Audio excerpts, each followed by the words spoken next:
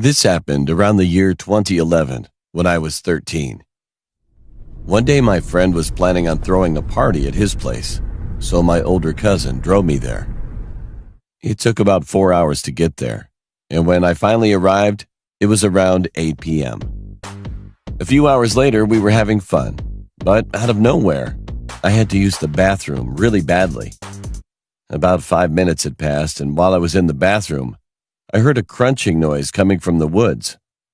At first, I thought it was someone who arrived late to the party, but all of a sudden I heard loud banging on the glass. I started to think it might be my friend just looking for me, so I told him that I was inside the bathroom. However, it wasn't my friend. It was a guy who looked like he was in his late 50s. He said that his car broke down. He then asked me to help him, but I was already paranoid about strangers, so I simply told him that I couldn't help him. He nodded his head and walked away. When I was done using the bathroom, I went back to the room where my friend was. I told him what I saw and what the man said to me.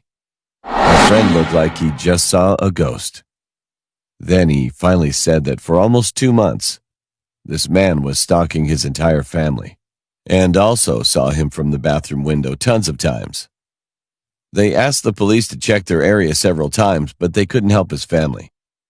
When he said that, I thought he was overreacting, until I heard the same banging noise now coming from the door. It was more violent now. Everybody paused what they were doing and looked at the door in shock. One guest broke the silence and said it was probably only the pizza delivery man. But my friend told me not to answer the door at all costs. I looked through the peephole, and there he was, the same guy I saw through the bathroom's window. He had a psychotic-looking face and was licking his lips nonstop. We all just stood there in silence and hoped that the man would go away. But after a few minutes, the loud noise came from the basement. The guy threw a brick at the basement's window and crawled through it. Suddenly, it sounded as if a gunshot echoed through the entire house. My friend and most of the partygoers screamed and ran out of the house.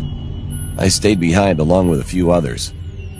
One of the older kids was trained in martial arts, so I saw him assault and attack the man until he was shot. Afterward, the man escaped and ran into the woods.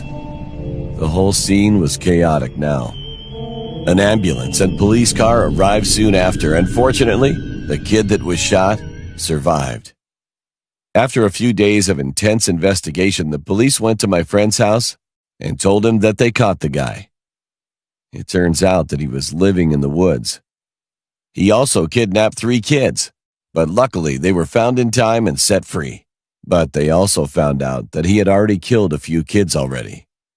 So after that, he was condemned to death for murder.